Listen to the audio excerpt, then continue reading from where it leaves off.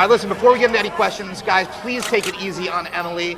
You'll notice her voice is a bit hoarse. It is her first ever BDO retreat, and it's taken a toll. Yes, it has.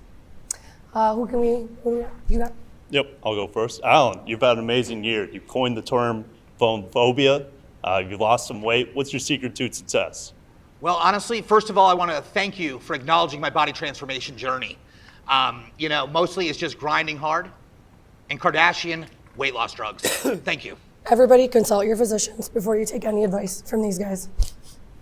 Who's next? Yeah, I've got one for Emily. Emily, you've had a huge improvement on this season's intros. No fumbles, nothing of that sort. How'd you manage to turn that around? It was hard at first, but I started dreaming about Chris and his Tommy John boxers, and it went well after that. Hey, it was hard. Hey, yo. All right, I got a question for Ryan.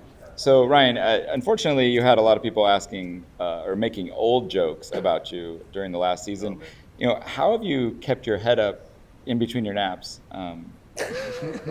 First of all, I'm not old. I'm seasoned, and there's a huge difference. Second of all, I'm the only one that brings actual experience here while Al's talking about his weight loss experience. Sterling's over there getting a tan even though he doesn't need one.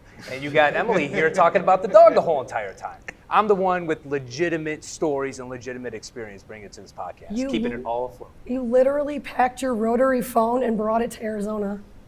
The abacus was more alarming. Okay. Watching you do spreads with an abacus was one of the weirdest things I've ever seen. Exactly. We saw it. And I actually know how to use an abacus. Shocker of the century. Who's next? Chris, you're the president of your division and not technically a BDO anymore. What's the reasoning behind you staying on the show? We'll talk about 504 lending. I do care about the spirit of the program. Spirit of the program. And, Austin Porter's got some free time, so I want to see him.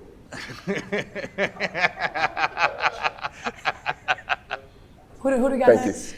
you. Sterling, I've heard a lot of buzz about your tanning salon. Any plans on bringing some of those sponsorship dollars our way? It's funny you should ask that because season 2 is actually going to be brought to you by Glow Tanning and by the number 2, which we no longer offer at Bay First. Can't afford it.